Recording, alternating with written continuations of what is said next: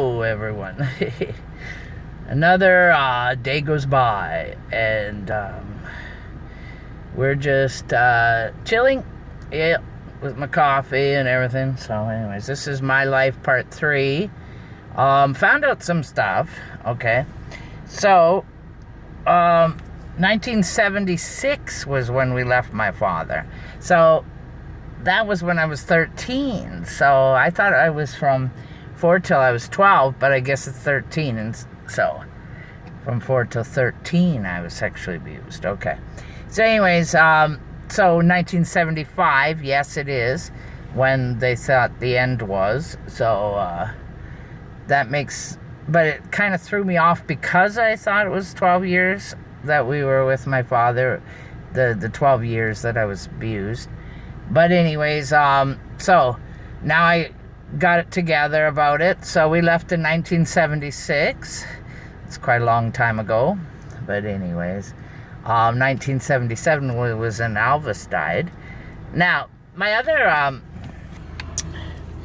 recollection is not really much of remembering stuff about my brother, Ron. Now, Ronnie, like, I felt that the only time we really saw him a lot was when we were living in Kingsville, and now I remember the name of that. That was when I was 8 years old or so. But anyways, that's when I remember Kingsville. And that's where I remember most of the abuse that happened.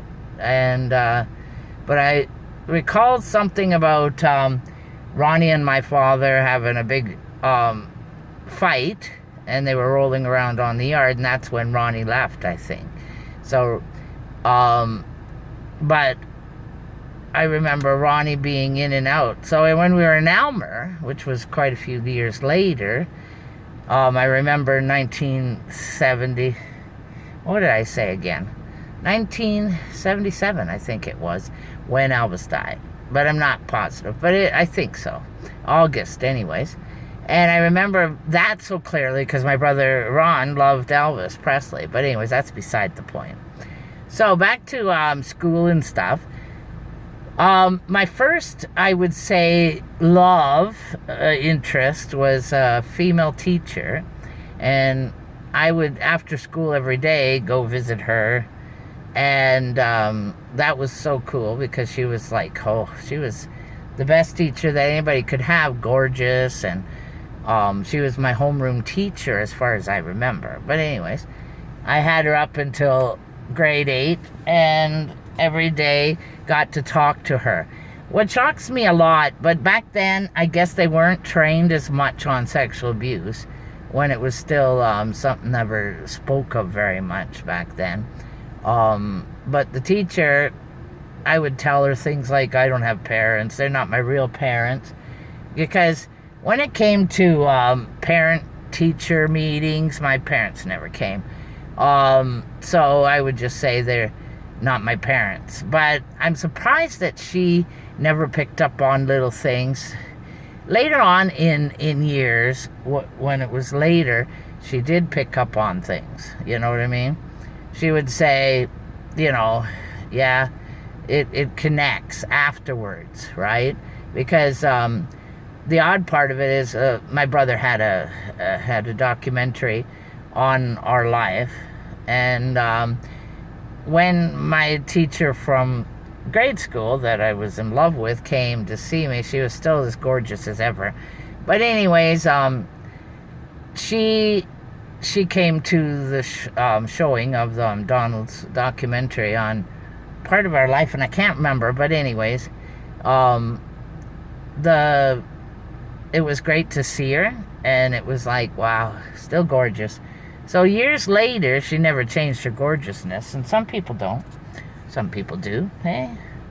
I also had a French teacher that I really thought was gorgeous, of course, and a male French teacher who I thought was gorgeous. So I had the best of all worlds, right? Now, going back to, that's hilarious, but anyways. I was always attracted to females, but I also was attracted to men, so that was a little bit, you know, strange, but understandable. So it has nothing, this is the thing, they say it has really nothing to do with sexual abuse. That just because you're sexual abused, that you're gay, it's nothing to do with that. Or if you're bisexual or whatever you are, it has nothing to do with the abuse. It just unfortunate that you were abused. That's what, because I've been in therapy and everything about that, and that's what they said. And but anyways, yeah. So my first love was a real love, I'd say, in real people, like not just professionals. Was Robert, and he was an amazing man.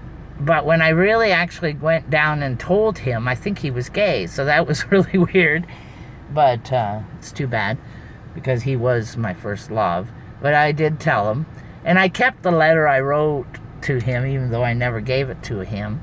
I still have it, and it's funny when you think back, way back, or whatever.